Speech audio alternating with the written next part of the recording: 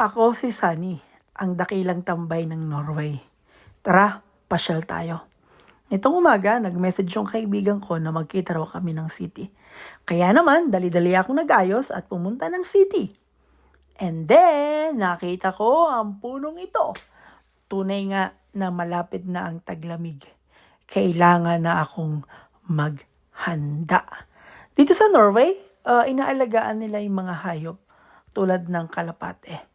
Binibilang nila ito, talagang mapapansin nyo at makikita nyo sila sa paligid. Lalo na kung kayo ay merong pagkain, pupuntahan kayo nila. And then, nagpatuloy ako sa paglalakad dahil kailangan kong makarating sa aking pupuntahan at nakita ko ang lugar na ito.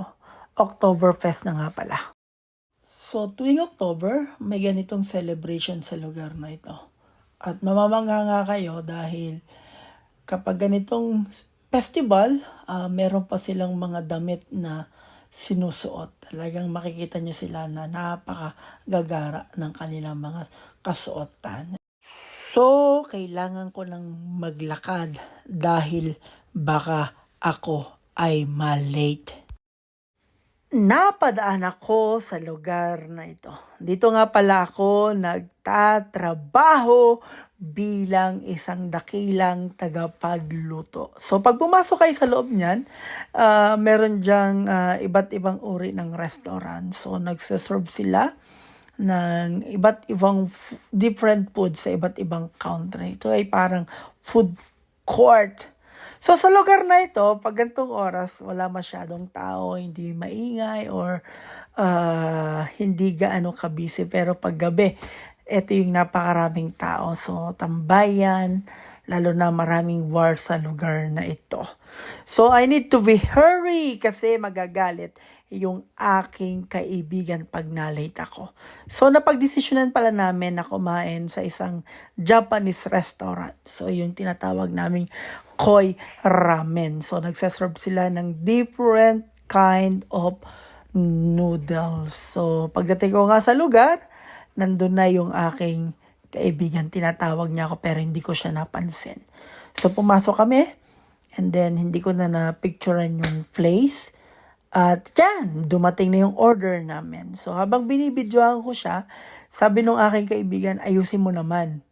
Kaya naman, inayos niya at yan na, binidyohan ko na uli para maganda. So umorder kami ng noodles and then fried chicken. And nga pala si Boss Peter, ang dakilang mayaman ng Norway. Then after namin kumain, napadaan ako sa lugar na ito. Nanunukso.